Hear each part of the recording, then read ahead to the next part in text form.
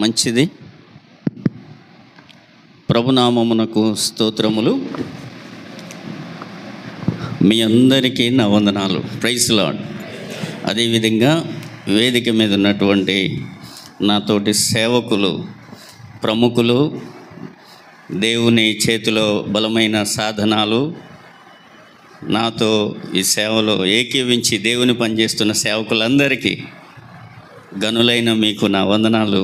దేవునికి స్తోత్రం. Praise lord అండి. మనం ఆరాధించే దేవుడు ఎంతైనా గొప్ప దేవుడు. దేవునికి స్తోత్రం. మీకు తెలుసు, దేవుడి వాక్యము ఎలాంటిది?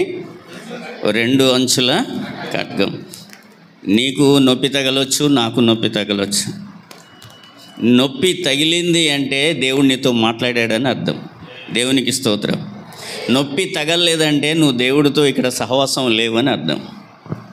కాబట్టి నొప్పి తగలాలి. ఓకే, మీరు వింటున్నారు కదా మిగతా సమయాల్లో వర్తమానాలు. కాబట్టి ఇప్పుడు ఏదైతే వర్తమానం ఇది నాకు ఈ అవకాశం ఇచ్చారో ఆ కుటుంబం కొరకు చెప్తున్నాం. వారు ఏం చేయాలి? అది ఎంత బాధదైనా, కఠినంగా ఉన్నా ప్రేమతో స్వీకరించాలి. ఎందుకు అన్న ఇలా చెప్పారని అనుకోవద్దు. అలానే కూర్చున్నటువంటి తల్లులైనటువంటి వారు మీరు కూడా ఏదైనా గద్దింపు వచ్చినా దేవుడు నా కోసమే నన్ను ఈరోజు అందుకే తీసుకొచ్చాడేమో నాతో మాట్లాడడానికని స్వీకరించాలి. దేవునికి స్తోత్రం. అదేవిధంగా ఏదైనా ఇప్పుడు చాలామందికి అలవాటు అయిపోయింది, సేవకులు బాగా చులకనగా మాట్లాడుకునేది బాగా అలవాటు అయిపోయింది. దాన్ని ఏమంటారంటే పాత భాషలో ఇంటి గుట్టు లంకకు చేటు అని ఒక సామెత ఉంది. దాన్ని మనమే పాడు చేసుకుంటున్నాం, దేవుని పొలాన్ని. కాబట్టి నాకు అది చాలా బాధాకరం. అలాంటి వర్డ్స్ ఎక్కడైతే వాడను నేను. ఎందుకంటే సేవకుడని పేరు పెట్టినటువంటి ఎంత చిన్నవాడైనా ఎంత పెద్దవాడైనా నాకు ఒకవేళ ఫ్రెండ్షిప్లో అరే అని పిలిచిన రెస్పెక్ట్ వేరే ఉంటుంది. అది నాకు దేవుడిచ్చినటువంటి గిఫ్ట్. అయితే ఇప్పుడు మనం ఒక పరీక్ష సమయంలో ఉన్నాం. ఏంటది? సమయం ఒకటిగా వచ్చింది. ఇప్పుడు ప్రత్యేకమైన వర్తమానం అంటే మీకు తెలుసు 1 అవర్ ఉంటుంది కాబట్టి కదా. ఇప్పుడు ఒక ఆలోచన, ఎక్కడైనా సరే ఏ అకేషన్లోనైనా ఇంత ప్రశాంతంగా వాక్యం వింటున్నారంటే మీరు ధన్యులు. ఎందుకంటే అంత హరిబరిగా హడావుడిగా జరిగిపోతూ ఉంటుంది. కానీ చాలా చక్కగా మరి ఒక్కొక్కరికి గ్రీటింగ్స్ ఇవ్వడం, వాళ్ళకున్న అనుభవాలు చెప్పారు. అవన్నీ మనం చెప్పుకోలేము. ఒక్కొక్క రకంగా చెప్తాం. ఆయన గారు చెప్పినట్టు నేను చెప్పలేదు అనుకోవద్దు. అవన్నీ మళ్ళీ చెప్తే ఇదంతా లాంగ్ అయిపోతుంది. మరి మనము జో అభిషేక్ కొరకు ప్రార్థన చేశాం. అమ్మతో చెప్పాను నేను, అమ్మ వాడి పేరు కూడా సిద్ధపరిచాం, దేవుడు ఇచ్చేసాడు అంటే నా పేరు కలిసేసి వస్తుందా అంటే, నేను నాన్న పేరు కలుస్తుంది, నీ పేరు కలుస్తుంది, నా పేరు కలుస్తుంది అని ఒక లెటర్స్ రాసి నేను ఆ పేరుని ఒకటి కంపోజ్ చేసి అలా ఉంచి ఆ రోజు నామకరణం రోజు చెప్పడం జరిగింది. దేవునికి స్తోత్రం. లాజరస్ గారు చెప్పినట్టుగా ప్రార్థన చేసినప్పుడు ఆయన 3వ నెలలోనే ఆ బాబుకు పేరు పెట్టినట్టుగా మా 2 పిల్లలకు కూడా ఫస్ట్ మంత్లోనే, ఆమె కన్సీవ్ అయినప్పుడే ఆమె ఫస్ట్ మంత్లోనే 2 పిల్లలకు కూడా అదే నామకరణం చేయడం జరిగింది. దేవుడు గొప్పవాడు. ఈరోజు మా సంఘంలో ఒక విశ్వాసికి వాళ్ళ అబ్బాయికి పెళ్ళై కూడా చాలా సంవత్సరాలు పిల్లలు లేరు. మా దగ్గరికి వచ్చిన 2 సంవత్సరాలు ప్రార్థన చేశాం. చక్కగా ట్విన్స్ని 2 కవాల పిల్లల్ని దేవుడిచ్చాడు. దేవునికి స్తోత్రం. వాళ్ళది కూడా ఈరోజే బర్త్డే. అన్నీ మీ చేతుల మీదుగా చేశారు. మీరు ఈరోజు లేకపోతే ఎలా అని వాళ్ళు చాలా బాధపడ్డారు.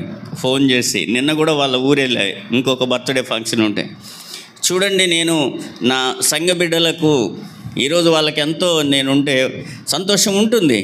కానీ నేను మరి పాస్టర్ గారికి హ్యాండ్ ఓవర్ చేసి ఇది కూడా తప్పదు, మరి ఇక్కడ కూడా అవసరమే అని చెప్పేసి ఇంత దూర ప్రయాణం ఇక్కడికి రావాలంటే, అక్కడైతే నేను మా ఇంట్లో 11ంటికి బయలుదేరి వెళ్ళిపోవచ్చు. ఇక్కడైతే 5ంటికి లేచి తయారై రావాలి. దేవునికి స్తోత్రం. ఏదేమైనా దేవుడు గొప్పవాడు, దేవుడు మంచివాడు. మరి ఇమ్మానుయేల్ గారే కదా, అమ్మ చనిపోయినప్పుడు ఒకసారి జ్ఞాపకార్థ కూడికలేమో చూసాం, మరలా ఈరోజు చూసాం. వారు చెప్పినట్టుగా వాళ్ళ తమ్ముడి మీద ఆ ప్రేమ నాకు అర్థమైంది. నేను అనుకున్నా మీరే కాదు, నా మనసులో అనుకున్న ఇమ్మానుయేల్ గారు కాదు, ఇంకొక ఆయన కూడా ఉన్నాడులే అనుకున్నా. ఏంటో తెలుసా, జాయ్ బాబు ఇక్కడ వరకే పరిమితం కాకూడదని కదా, మీ అందరికీ చెప్పలే? జాయ్ బాబు ఇక్కడ వరకే పరిమితం కాకూడదు, ఆయన సేవ, ఆయన పేరు బయటికి వెళ్ళాలి అని చెప్తూ, నేను పర్సనల్గా కూడా చెప్తాను, సంఘంలో వాక్యంలో చెప్తాను, ప్రార్థన చేస్తుంటున్నాను. సరే, చెప్పుకోవడానికి చాలా విషయాలు ఉంటాయి. ఇప్పుడు మంచి సమయంలోకి వస్తున్నాం. సమయము ఇంకా మీరేమి చూడొద్దు, దేవుడు నాతో మాట్లాడతాడని చూడండి. దీనికి ఏంటి, బర్త్డే ఫంక్షన్కి మాట్లాడే ఏముంటాయిలే అని కూడా మీరు అనుకుంటారు. ఉన్నాయి. ఒకవేళ మీకు తెలిస్తే మంచిది, దాన్ని బలపరచుకోండి. తెలియకపోతే తెలుసుకొని మీరు కూడా ఆశీర్వదించబడండి. దేవునికి స్తోత్రం. కానీ ఈరోజు సబ్జెక్టు మాత్రం 90% స్త్రీలు వినడానికి ప్రయత్నం చేయాలి. ఈ విషయం స్త్రీలు వినడానికి ప్రయత్నం చేయాలి. ఓకే, పరిశుద్ధ బైబిల్ గ్రంథంలో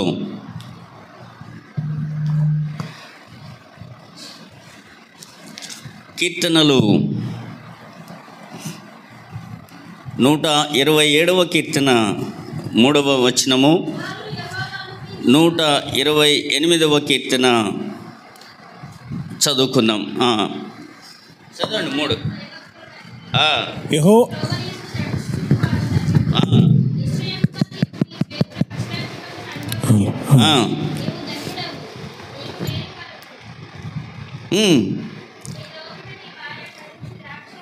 నీ భార్య ఫలించే ద్రాక్షవల్లిగా ఉంటుంది, నీ భోజన బల్ల చుట్టూ నీ పిల్లలు ఒలీవ మొక్కల్లాగా ఉంటారు.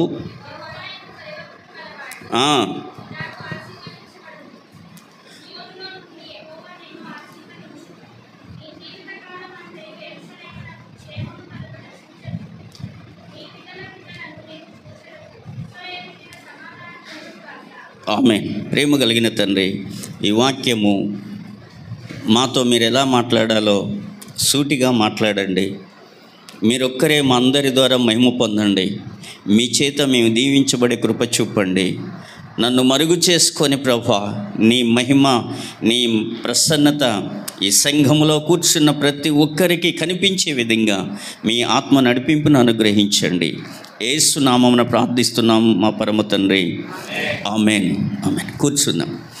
దేవునికి స్తోత్రం. హల్లెలూయా. మరి మంచి అందరూ వాక్యం చెప్పగలిగే మంచి అనుభవం ఉన్న వాళ్ళే అందరూ ఉన్నారు. ఎక్కడైనా ఎంతమంది ఉన్నా చెప్పేదైతే ఒకరే చెప్తూ ఉంటారు.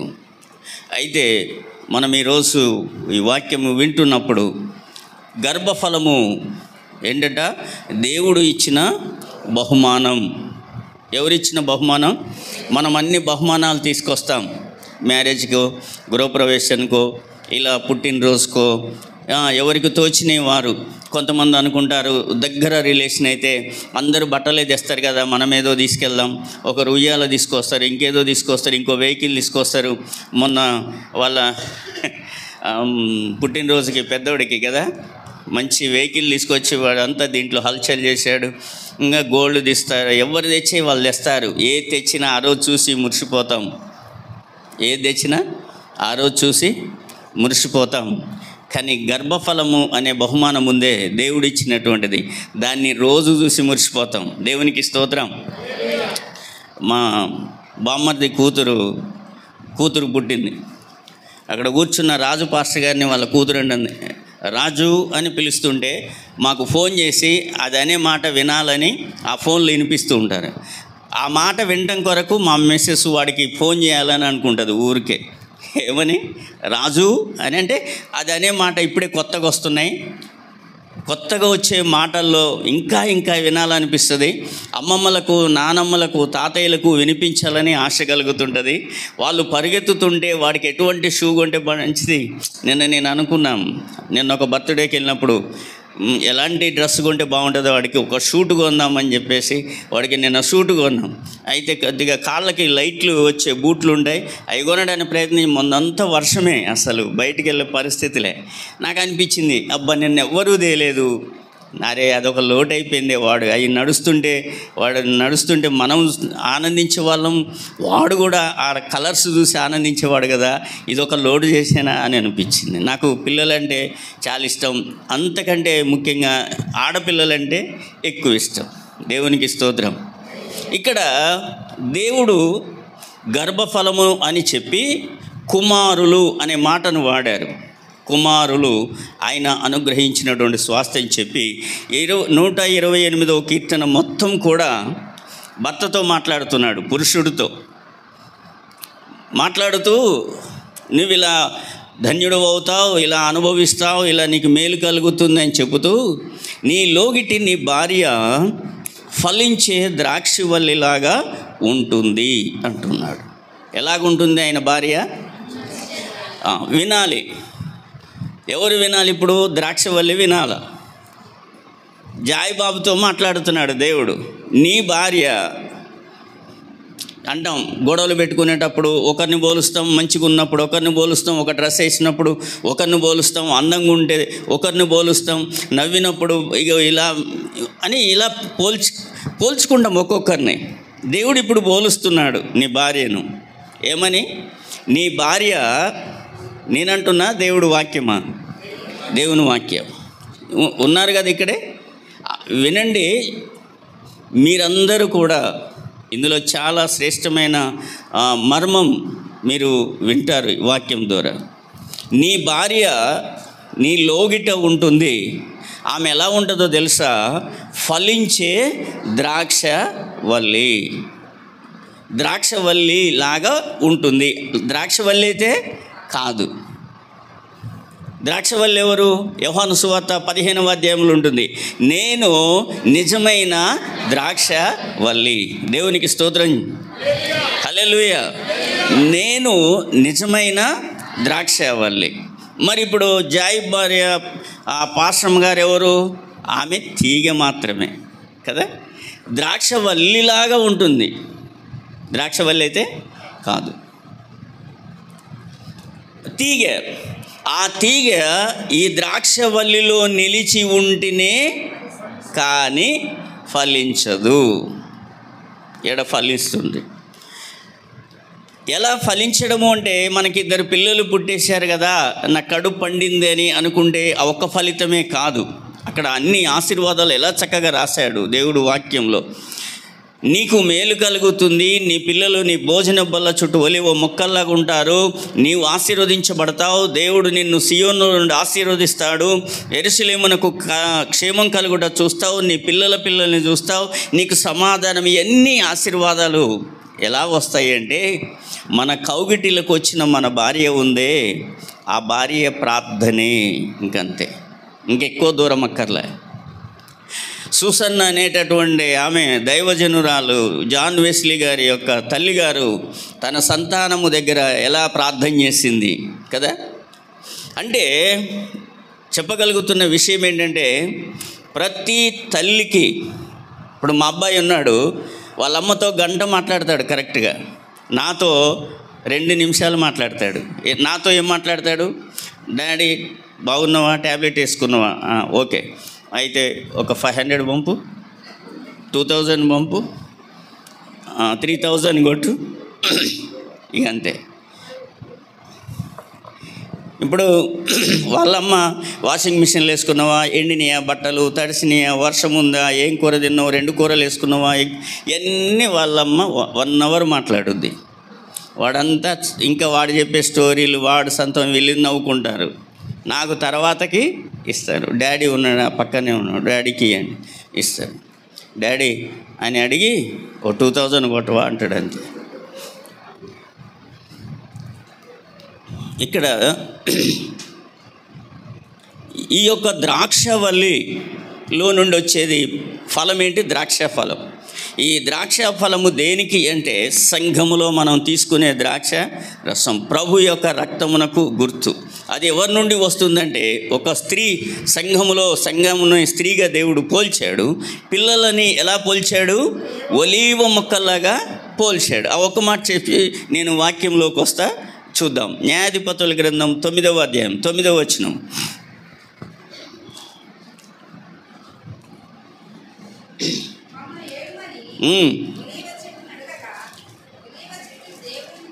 ఏంటట? ఒలీవ చెట్టు అంటుంది. ఇప్పుడు దేవునిని మానవులను దేని వలన నరులు సన్మానించుదురో నా తైలము నీయక మాని నేను చెట్ల మీద రాజునయ్యుండి ఇటు అటు తిరుగుటకు నేను వచ్చేస్తున్నా. మీతో నాకేంటబ్బా సావాసం? మీకు అధికారాలు కావాలా, పదవులు కావాలా, అన్నీ కావాలా? దేవునిని మానవులను దేని వలన సన్మానిస్తారో ఆ సన్మానానికి అర్హత కలిగిన నేను అది పోగొట్టుకోలేను. దేవునికి స్తోత్రం. పిల్లలు ఇప్పుడు భోజనపు బల్ల చుట్టూ ఎలా ఉన్నారట? ఒలీవ మొక్క. ఇప్పుడు మాట్లాడింది ఏ మొక్క? న్యాయాధిపతుల్లో మాట్లాడిన మొక్క ఏంటి? ఒలీవ మొక్క. ఈ ఒలీవ మొక్క ఏమంటుంది? దేవునిని మానవులను దేని వలన సన్మానిస్తారో నా యొక్క పనిని నేను కాదనుకొని. అంటే ప్రతి తల్లి కోరుకునేది ఏంటో తెలుసా? ప్రతి తల్లి, ఇప్పుడు మా చెల్లి చెప్పినట్టుగా నేను ఇక్కడ 6 నెలల అబ్బాయిని కూడా ఇట్లా అంటే నాకు అదే చర్చిలో పిల్లలు తిరుగుతుంటే నాకు చాలా ఇబ్బంది అనిపిస్తూ ఉంటుంది. మా ఇంటికి పోయిన తర్వాత అంటారు, ఎవరనంది నువ్వు ఒక్కడివే ఎందుకు అనాలా, ఎవరనంది నువ్వే ఎందుకు అంటావు. నా ఇంటికి పోయిన తర్వాత మళ్ళీ 1 అవర్ క్లాస్, నా మెసేజ్ ఎంతో మళ్ళీ ఆ మెసేజ్ అంతా అక్కడ. ఇప్పుడు ఒకవేళ ఇప్పుడు వింటే కూడా నువ్వు చెప్పేది ఏదో వాడికేదో ఆశీర్వాదం గురించి 2 మాటలు చెప్పిరా రాదు. అందుకే కొన్నిసార్లు ఎమ్మడి పెట్ట. ఓకే, దేవునికి స్తోత్రం. హల్లెలూయా. అర్థమవుతుందండి? అయితే బైబిల్ చెప్పింది, సొలొమోను జ్ఞాని అంటాడు సామెతల గ్రంథం 22లో, బాలుడు నడవలసినటువంటి త్రోవను వాడికి నేర్పు, వాడు పెద్దవాడు అంటే 16 ఏళ్ళని రాస్తుందా? ఎంత? మరి కట్టిగా చెప్పండి ఎవరని చెప్పేటప్పుడు. 16 ఏళ్ళని ఉందా? ఎంత వయసు అని ఉంది? వాడు వృద్ధుడయ్యే వరకు, అంటే ముసలివాడయ్యే వరకు దాని నుండి. ఇప్పుడు హన్న కొడుకును కన్నది వాళ్ళ నాన్న గురించి చెప్పబడిందా? నేను చెప్పేది ఎందుకు అంటే, కొడుకుల విషయంలో కేర్ తీసుకునేది మదరే. కొడుకు చెడిపోతూ ఉన్నాడు, వాడికి ఇంకా మన లక్షణాలు రాలే, దైవికంగా ఇట్లా లేడు అట్లా లేడు అంటే 100% తల్లి కేర్ తీసుకోవట్లేదు. వాడికి గార్బాలు చేస్తూ ఉంటారు, ఏదేదో రకంగా ఉంటారు. కాబట్టి దేవుని బిడ్డలారా, ఆ తల్లి కూడా ప్రేమ లేక కాదు, వాడు ఈ విధంగా పెరగాలి అనేది ఆ తల్లి ఉద్దేశం, అన్న ఉద్దేశం. కానీ ఆయన అలానే పెరిగాడు. ఇక్కడ చెబుతున్న వాక్యం ఏంటంటే, మనము కృతజ్ఞత కూడికలో అందరము నవ్వించేయి, కవ్వించేయి, దీవెనకరమైన చెప్పుకుంటున్నప్పుడు ఎవరైనా స్పెషల్ గెస్ట్గా మెసేజ్ చెప్పుతుంటే, ఎవరైనా నా ప్లేస్లో ఇంకెవరు చెప్పినా దీవెనకరమైన చెప్పరు. వాళ్ళు కండిషన్గానే మెసేజ్ ఇస్తారు. కదా, ఏ మెసేజ్ అయినా అఫీషియల్ అది అంతే, వాళ్ళు మెయిన్ స్పీక్. ఇక్కడ ఆ ఒలివ చెట్టు, ఒలివ మొక్క అంటుంది. ఆ ఒలివ మొక్క ఎవరు? జాయి కౌగిటిలో ఉన్నటువంటి ఫలించిన ద్రాక్షవల్లి యొక్క మొక్క. ద్రాక్షవల్లి ఆమె అయితే పిల్లలు ఎవరట? ఒలివ మొక్కలు. ఈ ఒలివ యొక్క తైలము పూజలకు వాడుతుంటారు, ఒలివ ఆకులు స్వస్థతలకు వాడుతూ ఉంటారు.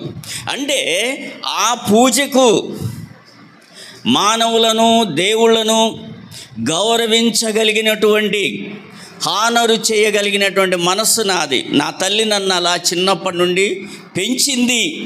అలాంటి యొక్క ఆ మాట చదవండి, మీకు చక్కగా అర్థమవుద్ది.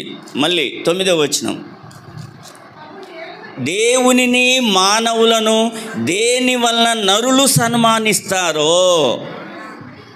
నరులు సన్మానిస్తారో అంటే గౌరవిస్తారో ఆ నా తైలం ఆ నూనెను నేను ఇయ్యక మానుదునా. ఒలీవ చెట్టు అంటున్న మాట అది. కాబట్టి నేను దేని మీద రాజుగా నేను ఉండను, నాయకుడిగా ఉండను, నాయకత్వం నాకు వద్దు.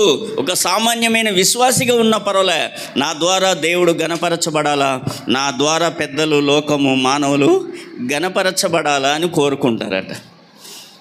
నాయకులుగా ఉన్నామనుకోండి, నేను ఒక సంఘంలో ఒక సంఘ పెద్దను అనుకోండి, బాధ్యతలు పెరుగుతాయి, మాటలు పెరుగుతాయి, మంచితనం పోతుంది, ప్రేమలు తగ్గుతాయి, దేవుడికి కొంత ఎడబాటు కూడా వస్తూ ఉంటుంది.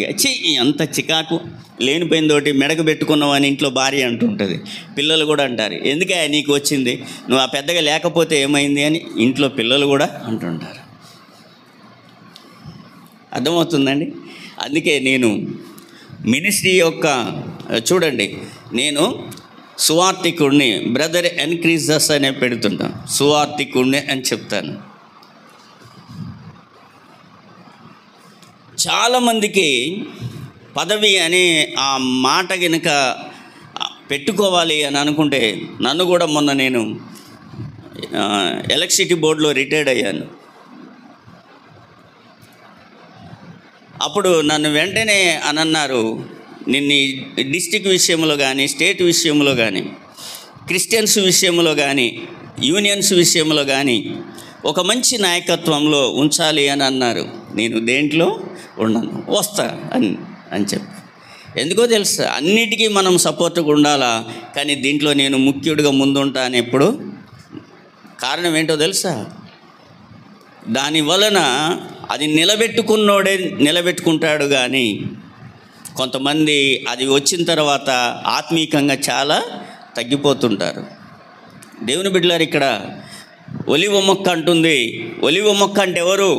మనకు పుట్టిన మన పిల్లలు అని గుర్తుపెట్టుకోండి. ఒలివ మొక్క అంటుంది, దేవునిని మానవులను సన్మానించేటటువంటి నేను. అది అర్థమైంది ఇప్పుడు. దేవునిని మానవులను సన్మానించే నేను, నాకు నాయకత్వము వద్దు. వృద్ధుడయ్యే వరకు దాని నుండి తొలగిపోడు.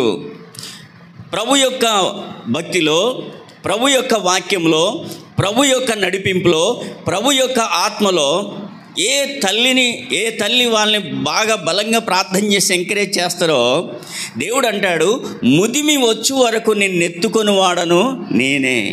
ఎప్పుడట ముదిమి అంటే ముసలితనం. వీడెక్కడున్నాడు మరి?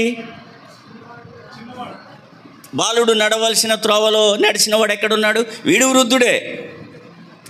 వృద్ధుడు అయ్యే వరకు తొలగిపోడు. వృద్ధుడు అయ్యే వరకు దేవుడు వృద్ధాప్యంలో కూడా ఎత్తుకుంటాడు. ఎందుకో తెలుసా, నీకు వృద్ధాప్యం వచ్చినా దైవ భయము నీలో పోలేదు.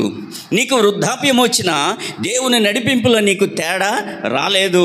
నువ్వు వృద్ధుడువై ముసలితనమై తల వెంట్రుకలు నరసినా నీలో దైవ భక్తి పెరుగుతూనే ఉంది, కానీ తగ్గలేదు.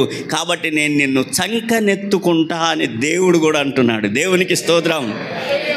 ఒక మర్మం చెప్పా, ఇప్పుడు మరొక మర్మం చెప్పేసి నేను ముగిస్తా. ఇది వింటారుగా, ఇది కూడా చాలా శ్రేష్టమైనది. ఓకే, యెషయా గ్రంథం 44వ అధ్యాయం 3-4 వచనాలు చదువుకుందాం.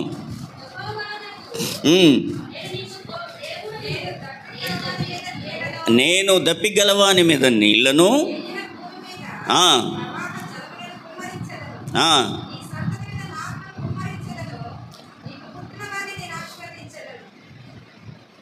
నాలుగు కూడా చెప్పాగా. నీటి కాలువల యొద్ద నాటబడిన నిరవంజి చెట్లు గడ్డిలో ఎదుగునట్లు వారు ఎదుగుదురు. దేవునికి స్తోత్రం. హల్లెలూయా. వారెవరు? నీ భోజన బల్ల చుట్టూ ఉన్న ఒలివ మొక్కలు ఉన్నారే, దేవుణ్ణి మానవుణ్ణి సన్మానానికి అధికారముగా నిలబడిన వారు ఉన్నారే, నీ కౌగిట్లో ఫలించిన నీ భార్యకు పుట్టినటువంటి నీ పిల్లలు ఉన్నారే అని చెప్పి ఇక్కడ ఆ మాట వాడారు. నీ సంతానము అని అన్నాడు. ఇక్కడ ఎవరట? నీ సంతానము, నీ సంతతి మీద నా ఆత్మను కుమ్మరిస్తాను, నీకు పుట్టిన వారిని నేను ఆశీర్వదిస్తాను. ఆశీర్వాదానికి ముందు ఆత్మ కావాల. ఆత్మ కావాల. ప్రతి ఒక్కరూ ఆశీర్వదించబడాలి అంటే మనకేం కావాలా? ముందు ఆత్మ కావాల. కాబట్టి దేవుడు ఏమన్నాడు? ముందు నీకు పుట్టిన వారిని నేను ఏం చేస్తా? వాళ్ళ మీద నా ఆత్మను కుమ్మరిస్తా. అందుకే కదా సమూయేలు కానీ యేసుప్రభు వారు కానీ వారు జ్ఞానములోను బలములోను దేవుని యొక్క దయలో, మనుషుల దయలో ఎదుగుతూ వచ్చారు. దేవుడు దయ. ఇక్కడ చూడండి, దేవుడి యొక్క ఆత్మ నీ సంతానం మీద కుమ్మరించబడాలి అంటే ఉట్టిగానే వచ్చిందా? దేవుడి ఆత్మ కుమ్మరించబడడానికి అట్లా దిగిరాదు. దానికోసం ఎంత ప్రయాసపడాలి. ఈరోజు ఈ మీటింగ్ కొరకు ఎంతో ప్రయాసపడ్డావు. ఎంతమందికి ఫోన్ కాల్ చేసావు, ఎంతోమంది వస్తారని ఎదురు చూసావు, ఇంతమందికి ఎలా భోజనాలు ఏర్పాటు చేయాలనో ఆ ఏర్పాట్లు చూసావు, తర్వాత వాళ్ళ డ్రెస్సులు చూసావు, ఫైనాన్షియల్గా అన్ని విధాలుగా చూసుకున్నావు. ఉట్టిగానే మనందరం ఈ మైకు పట్టుకొని మాటలు వినట్లేదు. దీని వెనక ఎంతో ప్రయాసం ఉంది. అలానే నీ సంతానం మీద దేవుడాత్మ కుమ్మరించబడడానికి కూడా మీ ప్రయాసము చాలా ఉండాలి. మాట వాడేస్తే ఆత్మ అట్లా రాదు దిగి వెంటనే. 120 మంది మేడగదిలో ఎన్ని రోజులు కనిపెడితే వాళ్ళ మనస్సులు ఏకమయ్యే వరకు దేవుడు వారి మీదకి రాలేదండి. దేవుడాత్మ కుమ్మరించలేదండి. దేవుడు వాళ్ళ మనస్సులందరి కూడా 120 మంది మనస్సులు ఏ రోజు ఒకటయ్యాయో ఆ రోజే ఆత్మ దిగి వచ్చింది. దాన్ని పెంతెకొస్తు దినం అని పేరు పెట్టారు. దేవునికి స్తోత్రం. అవునా కదా? ఆత్మ ఉట్టికి రాలే, 50వ రోజు అది అలా కనిపెట్టారు. అంత ఆ గదిలో ఉండి వారు అందులో మనం కోడిని పొదగేసినట్లుగా అందులోనే ఇదైపోయారు వాళ్ళుగా. ఆ రోజు ఉన్న విశ్వాసాలు. అందుకే నేను ఆ రోజు ఉన్నటువంటి భక్తుల కొరకు ఎక్కువగా ప్రార్థన చేస్తాను. మీరు వదిలిపెట్టిందేనయ్యా మేము అనుభవించేది, మాకు ఆ విశ్వాసము లేదు.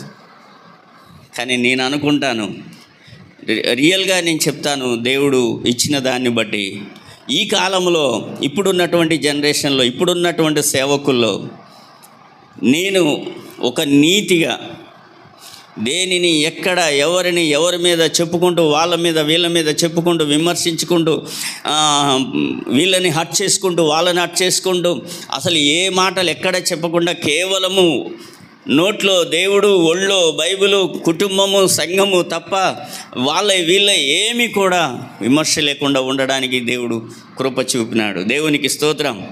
దేవుడు ఒకటి అన్నాడు. వరం అంటే ఏంటో తెలుసా? ఇన్ని వరాలు ఉన్నాయి, అన్ని వరాలు ఉన్నాయని చెప్పడం కాదట. దేవుడు ఒక అధికారం మనకిచ్చాడు సేవకుడికి.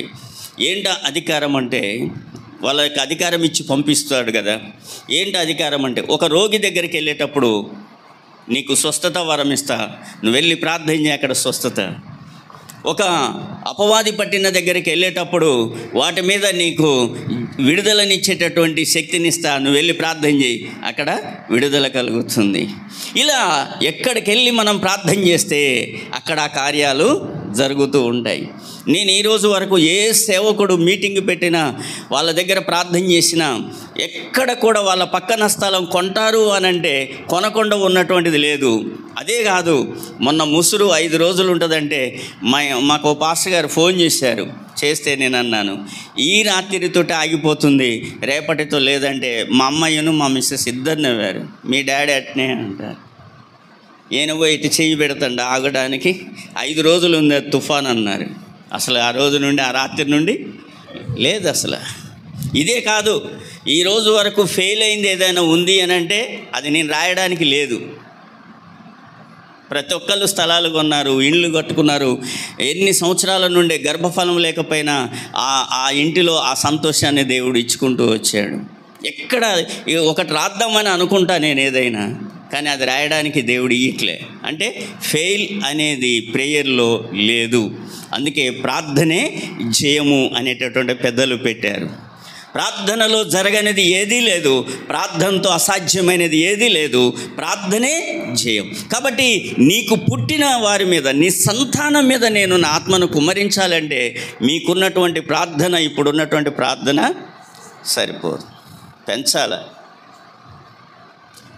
సంఘములో కానీ కుటుంబంలో కానీ మీరు ఒక తల్లి తండ్రి బాధ్యత. కాబట్టి మీకు పుట్టిన వారి మీద నేను ఆత్మను కుమ్మరించి నేను వారిని ఆశీర్వదిస్తా. వారిని ఆశీర్వదిస్తే ఎలా ఉంటారో 2 మాటలు చెప్తా. ఇప్పుడు 2 మాటలు చెప్పేసి నేను ముగిస్తా. 2 మాటలు అంటే 2 చెప్పేసిగా, అది గంట కావచ్చు, గంటన్నర కావచ్చు, అది వినడానికి చాలా జాగ్రత్తగా ఉండాలి. మరి ఆశీర్వదిస్తా అంటే ఇప్పుడు మధ్యలో లేచిపోండి, మీ ఇష్టం. ఒకవేళ భోజనానికి ప్రార్థన చేసినామని కూడా పాస్టర్ గారిని పంపిస్తా. ఒక్కళ్ళు విన్నా చాలు, ఇది పోగొట్టుకుంటే ఎల్లో చివరమైనా సరే పాస్టర్ గారిని ఇచ్చి పంపిస్తాం, అక్కడ ప్రార్థన చేస్తారు, భోజనాలు స్టార్ట్ చేయండి. ఇది ఎంత అని కాదు, ఇప్పుడు వచ్చేటటువంటి సమయం చాలా శ్రేష్టమైంది. ఇప్పుడు వాడుతున్న మాట చూడండి, నీకు పుట్టిన వారిని నేను ఆశీర్వదిస్తా. ఎవరికి ఇష్టం ఉండదు ఈ మాట? ఇప్పుడు లేవాలనిపిస్తుందా? షుగర్ ఉండి చెమటలు పట్టినా సరే తలొక చాక్లెట్ వేసుకుందాం, కానీ ఇదేదో ఆశీర్వాదం అంటే ఏదో బాగుందిలే అని అనిపిస్తుంది. ఎందుకంటే తిట్లు అన్నీ దాటిపోయినాయి కదా. ఇప్పుడు ఎక్కడికి వచ్చాం? ఆశీర్వాదానికి వచ్చాం. ఇప్పుడు ఆశీర్వాదం అంటే కూర్చోలేని వాడు కూడా, లేవలేని వాళ్ళు కూడా అదేదో విన్నాం 2 మాటలు ఈ పాప చెవులతో అనుకునే విధంగా ఈరోజు నిజంగా వినబోతున్నారు మీరు. ఇప్పుడు నీకు పుట్టిన వారిని నేను ఎలా ఆశీర్వదిస్తాను ఇప్పుడు చూడు. 4వ వచనము 44:4.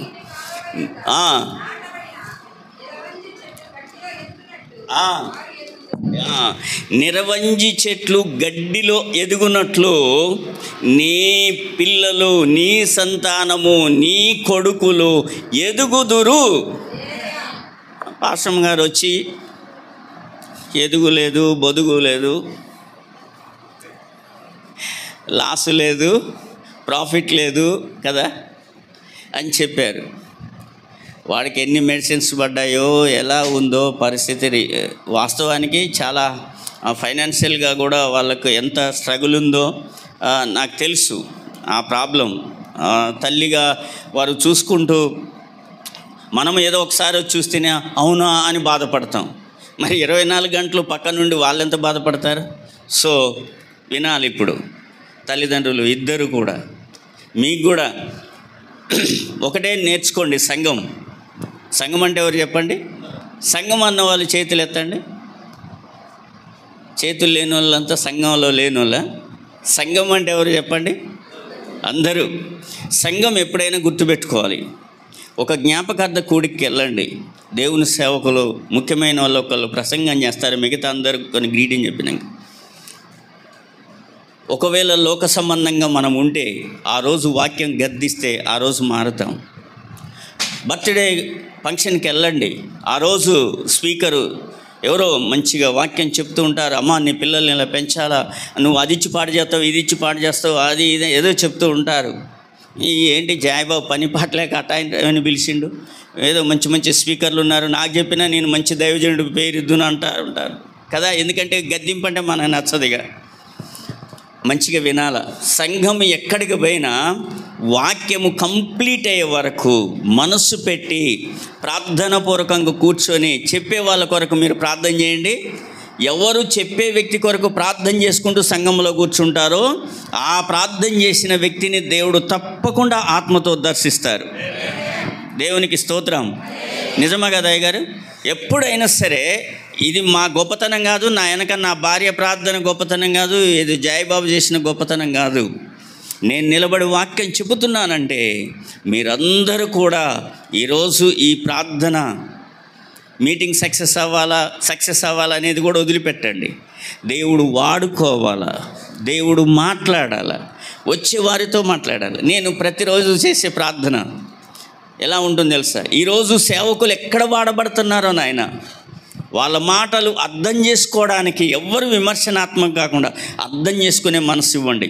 యూట్యూబ్లో చూస్తున్నారు, వాట్సాప్లో చూస్తున్నారు, ఫేస్బుక్లో చూస్తున్నారు, మైకుల్లో వింటున్నారు, ఇంకా సభల్లో వింటున్నారు. ఎక్కడ విన్నా హాస్పిటల్లో ఉన్నా కూడా రోగుల కొరకు వెళ్ళి ప్రార్థన. కాబట్టి నీ స్వరం సజీవమైన స్వరం. కాబట్టి ఆ స్వరము నా ప్రభువా వాడుకోనండి అని ప్రార్థన చేస్తారు. మీరు అలా ప్రార్థన చేయండి. అలా ప్రార్థన చేస్తూ ఉంటే దేవుడు మమ్మల్ని ఇంకా గంట వాడుకుంటాడని కాదు, మళ్ళీ అలానే చేయకుండా ఉంటారు కొంతమంది. ఇంకా గంట వాడుకోవడం కొరకు కాదు చెప్పేది, నా కొరకు మాట్లాడు ప్రభువా. ఇది జాయిబాబు కుటుంబ కృతజ్ఞత ప్రార్థనే కావచ్చు, కానీ నాకు అవసరమైనవి కూడా నా కుటుంబానికి ఉంటాయి కదా. నా కుటుంబం కోసం నువ్వు మాట్లాడు ప్రభు అని ఎవ్వరు ప్రార్థన చేస్తారో నిజంగా ఐ కమాండ్ ఏంటి, I will command my blessings. చెప్పండి, మీ వాగ్దానం చెప్పండి అక్కడ. నా దీవెన మీకు కలుగునట్లు ఆజ్ఞాపిస్తాను. I command. నేను ఇప్పుడే చెప్తున్నా, వెళ్ళు వాళ్ళ మీదకి. ఎందుకంటే నీలో కళ్ళ కపటం లేకుండా, శరీర బలహీనత చూడకుండా, టైం చూడకుండా నువ్వు ఒక సేవకుడి నోట నుండి వచ్చే మాట కొరకు ఎదురు చూస్తున్నావే, ఆ మాట నిన్ను బ్రతికిస్తుంది. ఆ మాట నీ పిల్లల మీదకి పంపి ఆత్మను కుమ్మరిస్తుంది. ఆ మాట నీ పిల్లల్ని, నీ సంతానాన్ని, నీకు పుట్టిన వారిని బ్లెస్ చేస్తుంది. ఎలా బ్లెస్ చేస్తుంది అనేది ఇప్పుడు విందాం. ఇప్పుడు ఎలా అంట, నీటి కాలవల యొద్ద నాటబడిన నిరవంజి చెట్లు గడ్డిలో ఎదుగునట్లు నీ పిల్లలు ఎదుగుతారు. ఎందులో ఎదుగుతున్నట్లు? గడ్డిలో ఎదుగుతున్నట్లు. ఎక్కడటది? గడ్డి.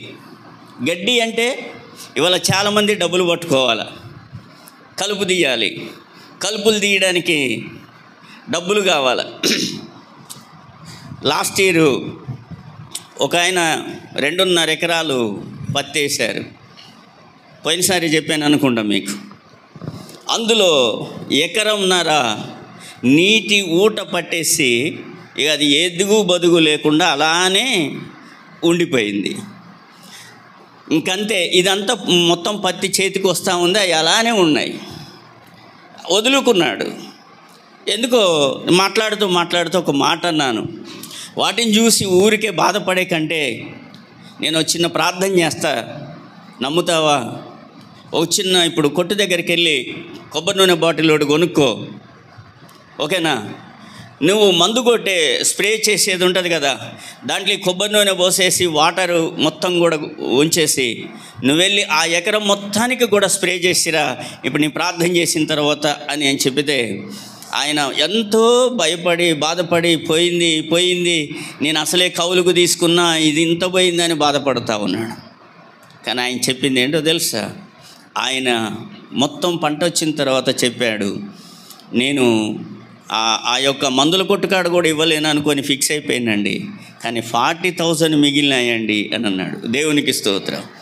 ఒకటి ఈరోజు ఇక్కడ నుండి, ఇదేంటి ఇక్కడ నుండి అంటే ఇది బలిపీఠం, పులిపీఠం మీద నుండి దేవుడు ఆజ్ఞాపిస్తున్నాడు నీ మీదికి, ప్రతి ఒక్కరి కుటుంబంలో ఉన్న సంతానం మీదకి ఆజ్ఞాపిస్తున్నాడు. ఏంటి ఆజ్ఞాపించేది? ఏంటంటే నీకు పుట్టిన వారిని నేను ఆశీర్వదిస్తున్నా.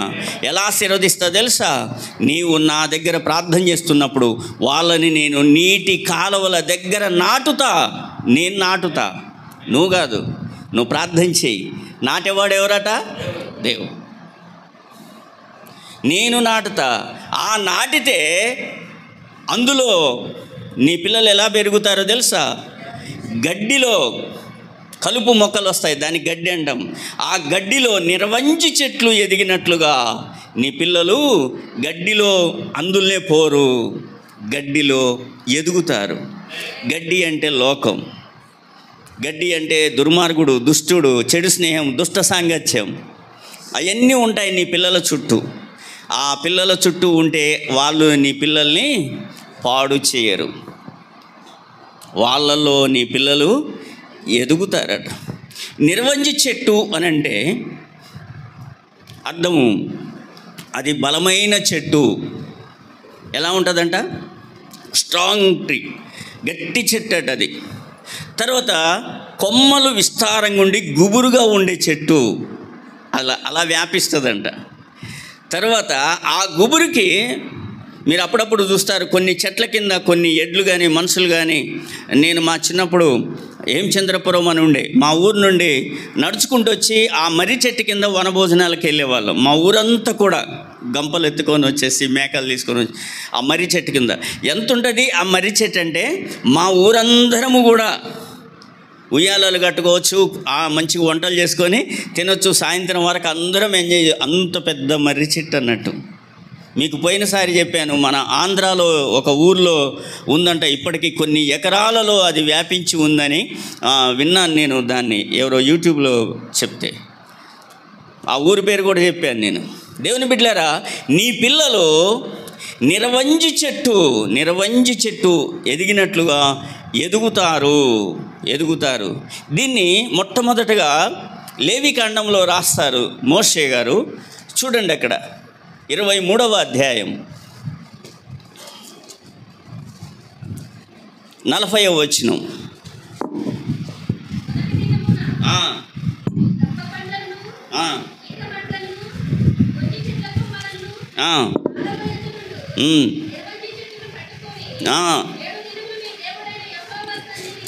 ఏం పట్టుకోవాలట? నిరవంజి చెట్లను పట్టుకోండి మొదటి దినమున. ఏం పట్టుకోవాలట మొదటి రోజు? నిరవంజి చెట్టు పట్టుకో. నిరవంజి చెట్టు అంటే ఎవరు? ఇప్పుడు నీకు పుట్టినోడే. నేను అంటున్నానా, బైబిల్ చెప్పిందా? నీకు పుట్టిన వారిని ఎలా ఆశీర్వదిస్తానో చెప్తున్నాడు దేవుడు. ఇప్పుడు నిరవంజి చెట్టు గుబురుగా చాలా విస్తారంగా వ్యాపిస్తుంది. నిరవంజి చెట్టు గట్టిగా ఉంటుంది. దాన్ని పిల్లలతో పోలిస్తే వాళ్ళు ఎప్పుడు కూడా యాక్టివ్గా ఉత్సాహంగా ఉంటారు. వారు బలంగా దేవుడి కొరకు నిలబడతారు అనేటటువంటిది. దేవునికి స్తోత్రం. ఇక్కడ మన పిల్లలకు పెళ్ళి అయ్యవచ్చు, పెళ్ళి కాకపోవచ్చు, చిన్న పిల్లలు కావచ్చు, పెద్దవారు కావచ్చు, పెళ్ళిడికి ఉండొచ్చు. నీ కుమారులు, నీ సంతానము, నీకు పుట్టినవారు అన్నారు అంతే, ఏజ్ ఏం చెప్పలా. కాబట్టి ఇప్పుడు ఇక్కడ కూర్చున్న ప్రతి ఒక్కరికి ఉన్నటువంటి సంతతి మీద దేవుడు ఆత్మను కుమ్మరిస్తాడు. ఎంతమంది నమ్ముతున్నారు? అంటే దేవుడు నా పిల్లల మీదకి తన ఆత్మను కుమ్మరిస్తే అతడు ఆత్మానుసారంగా నడిపించబడతాడు. శరీరేచ్ఛలు, శరీర కోరికలు వాడు తీర్చడు. అప్పుడు నేను బనాయిస్తావాడిని, వీడు ఆడంగరేకులోడు, వీడు వేస్ట్గాడు, వీడు మబ్బుగాడు, వీడు మళ్ళాగా యాక్టివ్ లేడు, దేన్ని పడేడు, దేనికి పడడు వీడు, ఎన్నో అంటాం. ఇదంతా గడ్డి. నీ కొడుకు ఎక్కడున్నాడు? ఇప్పుడు గడ్డిలో ఉన్నాడు. కానీ గడ్డిలో ఉండి ఎలా ఉన్నాడు? ఎదుగుతూ ఉన్నాడు. మొదటి దినమున ఏం పట్టుకోవాలట? గట్టిదాన్ని పట్టుకో. దేన్ని పట్టుకుంటాను తెలుసా? ఫస్ట్ పట్టుకునేది ఏదైనా గట్టిది దేవుడు మోషేతో మాట్లాడుతూ చెప్తున్నాడు.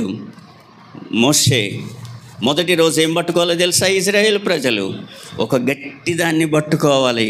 ఆ గట్టిదాని పేరేంటో తెలుసా? నిరవంజి చెట్టు. ఆ చెట్లను పట్టుకున్నా. దేవుడు మన పిల్లల్ని వాళ్ళ పోలుస్తున్నాడమ్మా. ఇంతవరకు మన పిల్లలు రియల్గా మన మాట వినట్లేదు, మనల్ని బాధ పెడుతున్నారు, భయపెడుతున్నారు, ఇంకా రకరకాలుగా ఉంటున్నాయి పరిస్థితులు.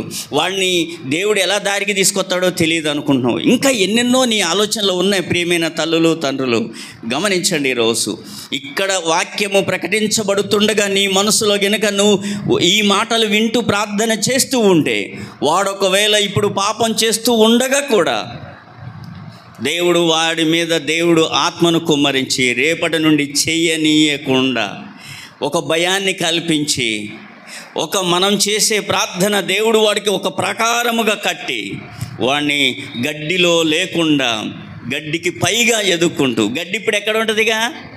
ఇక కిందే ఉంటుంది. చెట్టు పైకి వెళ్ళిపోయింది. ఇప్పుడు ఆ చెట్టు కిందికి పోవాలంటే ఏం చేయాలి? గడ్డి తీసేయాలి. అందరం దొక్కేస్తాం కదా. సంగమా, దేవుని బిడ్డలారా, మన సంతానం ఇప్పుడు అలా ఎదగబోతుంది. చెప్పు, నీ సంతానము అలా ఎదగబోతుంది. నీకు పుట్టిన వారు ఈ గడ్డిలో ఉండరు, గడ్డిలో ఎదుగుతారు. చూద్దాము. పరిశుద్ధ బైబిల్ గ్రంథము నుండి ఒక చక్కటి మాటను మనము చదువుకుందాం ప్రియులారా. కీర్తనల గ్రంథం ముందు యోబు గ్రంథం 40వ అధ్యాయం 22వ వచనం చూద్దాం. యోబు ఆ, ఆ, ఆ, ఏంటట? ఏ చెట్టు అది? నిరవంజి చెట్టు. తామర చెట్ల నీడను అది ఆశ్రయించును, నదిలోని నిరవంజి చెట్లు దాని చుట్టూ ఉండును. దాని ఏ చెట్లు అటి? నదిలో నిరవంజి చెట్లు అని యోబు ప్రవక్త ద్వారా దేవుడు మాట్లాడుతూ ఉన్నాడు. ఈరోజు మన పిల్లలు నదిలో ఉండేటటువంటి వారు, నీటి పక్కన నాటబడినటువంటి వారు. అందుకే కీర్తనకారుడు దావీదు అంటాడు మొదటి కీర్తనలో, నీటి యోరను నాటబడిన వాడు. ఆకు వాడదంటే వాడు ఎప్పుడు సంతోషంగా, ఇందాకే చెప్పాగా, ఎప్పుడు సంతోషంగా ఉంటాడు. పచ్చగా వాడు ముఖం. నా అంత వయసు వచ్చినా వాడిని ముద్దు పెట్టుకోవాలనిపిస్తుంది అన్నట్టు. మరి దేవుడు అందుకే అనేది, నిన్ను ఇంకా చంకనెత్తుకుంటా అంటే ముద్దొస్తాను అనేట్టుగా ముసలితనములో కూడా ముద్దొస్తామండ. ఎందుకు తెలుసా? దేవుడికి నచ్చేది ఒకటే ఒకటి. మన ఇంటికెళ్ళి నడిచినయ మూతి ముడతలు పడిందా? కాదు. నీవు నడిచిన మార్గము, మీ తల్లి తండ్రి బాలుడు నడవలసిన త్రోవలో నడుస్తూ, ఈ బాలుడు ముసలుడయ్యండి ఇప్పుడు, కానీ బాలులాగానే ఉన్నాడు. ఆ నడక బాలుడుగా ఉన్నప్పుడు ఎట్లా ముద్దొచ్చే విధంగా నడక నడిచాడో, ముసలితనములో కూడా ఆ ముద్దొచ్చే విధంగానే ఉన్నాడు. కాబట్టి నేను ఎత్తుకొని నిన్ను ముద్దాడుతా. దేవునికి స్తోత్రం. ఇక్కడ మన పిల్లల కొరకు దేవుడు మాట్లాడుతున్నాడు. దేవుడు మన పిల్లల్ని ఏం చేస్తాడట? నీకు పుట్టిన వారిని నేను అలా ఆశీర్వదిస్తాను. నిరవంజి చెట్టు ఎలా ఎదుగుద్దో నీ పిల్లలు అని రాస్తుంది అక్కడ. వారు అలా ఎదుగుతారు. కీర్తన 137 2 చదువుదాం. ఒక మాట చెప్పేసి నేను ముగిస్తలేండి. ఇక్కడ కూడా ఉంది ఆ మాట. 137 2వ వచనం. సితారాలు తగిలించితిమి, వాటి మధ్యనున్న నిరవంజి చెట్లకు ఏం తగిలించారట? మన సితారాలు తగిలించితిమి. దేవునికి స్తోత్రం. దావీదు ఏం వాయించేవాడు? సితార వాయించేవాడు. అర్థమవుతున్నాయండి? ఇంకా నేను అంటే ఒక్కొక్క మాటకు ఇంకా అది ఫుల్ మీనింగ్లు చాలా డెప్త్గా ఉంటుంది. నేను అక్కడికి మీ ఫేసులు చూసి ఇంకొక మాటతో ముగించాలన్నది అందుకే. ఎందుకంటే ఇది మంచి టైం ఇక లంచ్ చేయడానికి. 2ంటికి పెట్టిన తర్వాత పెట్టినా ఎందుకు నా ఆకలి పోయినాక ఈ జాయ్ బాబు ఎంత మంచి భోజనం పెడితే ఇక నాకు ఆకలి చచ్చిపోయింది. పోయినసారి అంతే అన్నాను జాయ్ బాబుతో. ఓకే, దావీదు తన సితారాను ఎక్కడ తగిలిచ్చేవాడట? నిరవంజి చెట్టుకు తగిలిచ్చేవాడట. అందుకే నేను అంటాను, మందిరములో ఇప్పుడు పిల్లలు ప్రతి ఒక్కడు దేనికో ఒక పనికి ఉపయోగపడాలి.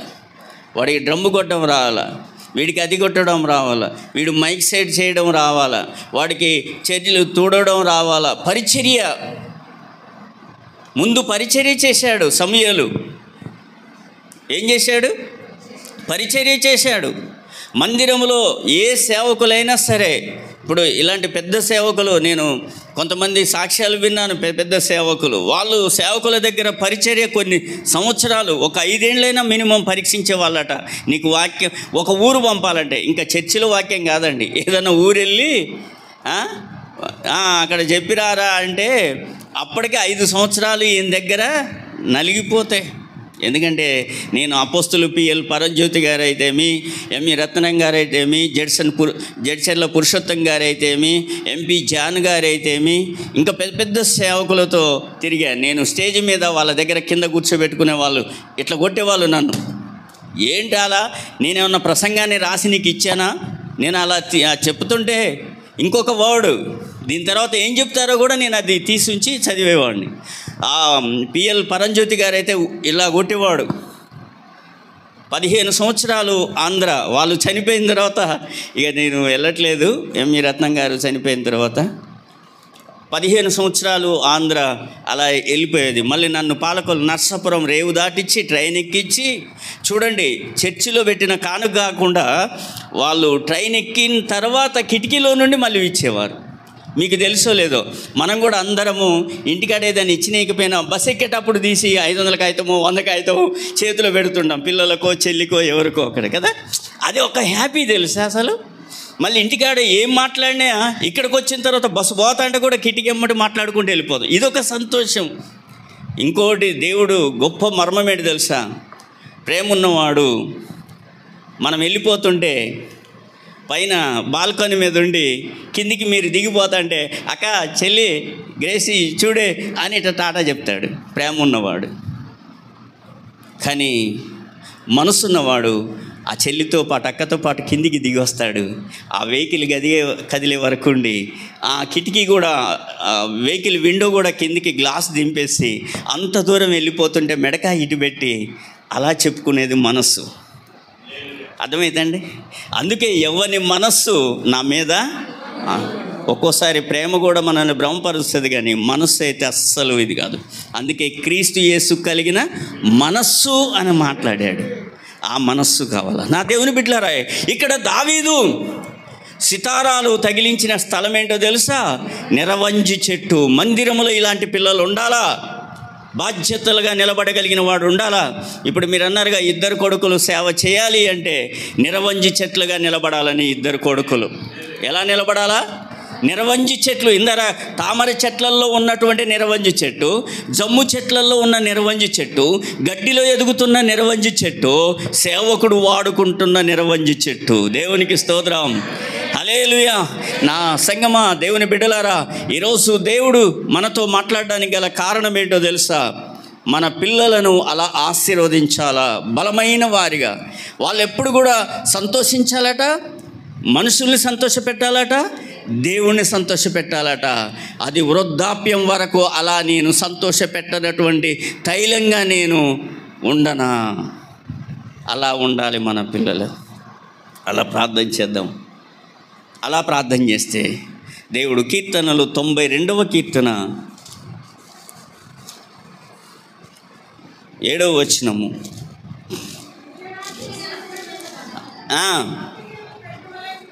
ఏంటట, నిత్య నాశనము నొందుటకే గదా భక్తిహీనులు గడ్డి వలె చిగురించెదరు. ఇప్పుడు గడ్డి అన్నాను కదా, గడ్డి. అది గడ్డి దేనికి, గడ్డి ఉంటే పీకేస్తున్నాం, గడ్డి పీకడానికి కూడా కూలోని పెడుతున్నాం, గడ్డికి చావడానికి మందు కొడుతున్నాం, గడ్డి కోసం దున్నేస్తున్నాం. గడ్డి పోవాలా, గడ్డి ఉండొద్దు, అంతే కదా. గడ్డి ఉండొద్దు, మన పిల్లలతో గడ్డి సహవాసం చేయొద్దు. ఆ గడ్డి ఎలాంటిదట, నిత్య నాశనము నొందేటటువంటి గడ్డి. అందుకే మనల్ని పోల్చాడు దేవుడు, ఈ లోకంలో ఉన్నటువంటి మనుషుల్ని గడ్డి వలె వారు ఉంటారు. పేతురు కూడా రాశాడు, యెషయా ప్రవక్త రాశాడు, మనం గడ్డిని పోల్చి రాశాడు. అయితే ఈరోజు మన దేవుడు మార్చాడు. ఏం మార్చాడు తెలుసా, నువ్వు గడ్డివి కాదు నాయనా, గుడ్డివి కాదు, గడ్డిలో ఎదిగే బలమైన చెట్టువి. ఏంటి, గడ్డిలో ఎదిగే నువ్వు బలమైన చెట్టువి. కాబట్టి ప్రియమైనటువంటి సంగమం, దేవుని బిడ్డలారా, ఈరోజు మనం విన్నటువంటి మాటలు ఏదో జయబాబు కృతజ్ఞత కూడిక పెట్టిడు, గర్భఫలం యెహోవా ఇచ్చిన బహుమానము, ఆయన భార్య కౌగిట్లో ఫలించే ద్రాక్షవల్లి అనే 2 మాటలే చెప్తే మనం అయిపోద్ది అనుకున్నాం. కానీ నా దేవుడు ఇంత మాట్లాడతాడని నేను గెస్ చేయలేదు, మరి మీరు కూడా గెస్ చేసి ఉండరు, అంతేనా కదా. కాబట్టి మనము తలలు వంచి చిన్న ప్రార్థన చేద్దాం. ఇప్పుడు మీరు ఇక్కడే ఉండండి, మీ మనసుల్ని మీ పిల్లల దగ్గరికి పంపించండి. ఎక్కడికి పోవాలా, పిల్లల దగ్గరికి పంపించండి. పంపి, ప్రభువా నా సంతతి మీద నీ ఆత్మ, చెప్పండి, నా సంతతి మీద నీ ఆత్మ. రెండవది, నాకు పుట్టిన వారిని నీవు ఎలా ఆశీర్వదిస్తావు ప్రభు అని కూడా అడగండి. ఎలా ఆశీర్వదిస్తావు ప్రభువా, గడ్డిలో ఎదుగుతున్న నువ్వు నాటిన నిరవంజి చెట్టుందే అలా నా పిల్లలు ఎదగాల, గడ్డిలో ఎదగాల నా పిల్లలు. ఎప్పుడు భయం వేస్తుంది బయటికి పోతే లోకంలో. మన పిల్లలకు పిల్లలైనా కూడా మన కూతురు గురించి కొడుకు గురించి భయం వేస్తుంది ఇవాళ, వాళ్ళు ఒక క్రమములో లేక. అవునా కదా. చిన్న ప్రార్థన చేసుకుందాం, తలలో వంచుదాం. ఎంతమంది నిజంగా ఆశీర్వదించబడాలని అనుకుంటున్నారో? నిజంగా ఎంతమంది ఈ ఆశీర్వాదం నా పిల్లలకి రావాలని ఎదురు చూస్తున్నారో? ఒక అవకాశం దేవుడిచ్చాడుగా, వాడుకుందామని ప్రయత్నం చేయండి. ఆ అవకాశం ఈరోజు ప్రియమైన తల్లులు మన కుమారుల కొరకై దేవుని దగ్గర ప్రార్థన చేద్దాం. ప్రభువా, నా కుమారుడు భవిష్యత్తు, నా పిల్లల్ని నువ్వు చూస్తానన్నావు కదా. అంటే నా పిల్లల్ని నా మనవాళ్ళు మనవరాళ్ళు కూడా గడ్డిలో ఎదిగే నిర్వంజి చెట్లాగా నేను చూడాలని తలలో వంచి ప్రార్థన చేసుకుందాం.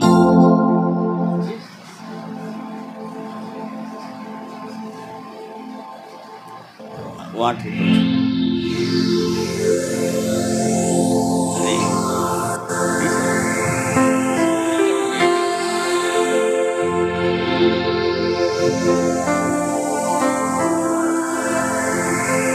ప్రార్థన. ఎక్కడ 2-3 నా నామమున ఏకీభవించి ప్రార్థిస్తారో అక్కడే వారి మధ్యలో ఉంటానని, వారి ప్రార్థన ఆలకిస్తానని వాగ్దానము చేసిన దేవుడు మన మధ్యలో ఉన్నారు. మన పిల్లలతో మాట్లాడిన దేవుడు, మనతో మాట్లాడిన దేవుడు మన మధ్యలో ఉన్నారు. మన ప్రార్థన ఆలకించడానికై, మన పిల్లల మీదకి ఆత్మను కుమ్మరించడానికై, మన పిల్లలు గడ్డిలో ఎదుగుతున్న నిర్వంజి చెట్లలాగా ఎదగడానికై బలమైన ఆత్మ ఇక్కడ నడిపించబడతా ఉంది. పరిశుద్ధాత్మ నడిపించబడతా ఉంది. పరిశుద్ధాత్మ ద్వారా దేవుడు మాట్లాడిన ప్రతి మాట మన కుటుంబంలో దీవెనకరంగా మార్చబడబోతా ఉంది. ఆయన మాట ఎన్నడూ మార్చడు. ఆయన మాట మార్చేవాడు కాదు. ఆయన మాట ఎంతో విలువిచ్చేవాడు. ఆయన పెదవుల గుండా బయలు వెళ్ళినటువంటి నిబంధనను, మాటను మార్చడాయన.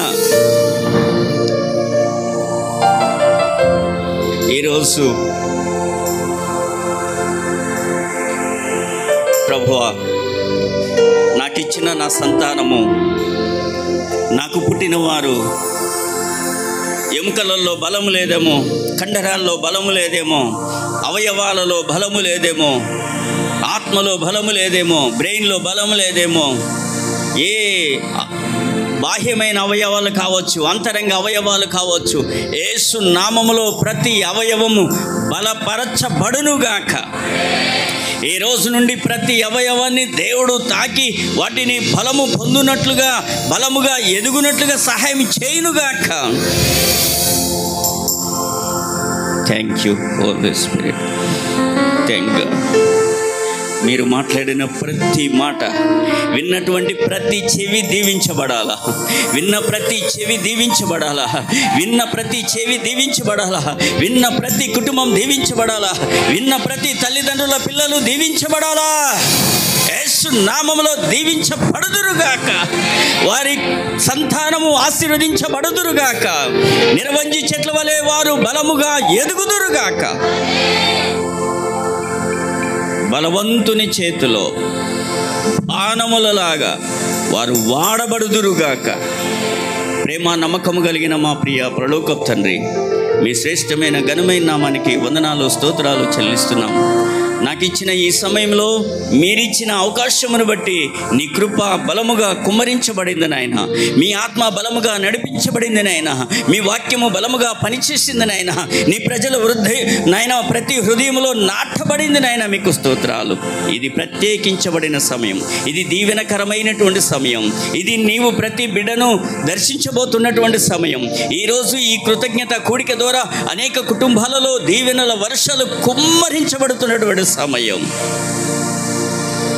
సమస్త ఘనత, మహిమ, స్తుతి, స్తోత్ర ప్రభావాలు మీరొక్కరే పొందుతూ రమ్మని, ముందున్న సమయాన్ని మీ చేతికి అప్పగిస్తూ మహిమ పొందమని యేసు నామమున ప్రార్థన చేస్తున్నాం మా పరమ తండ్రి.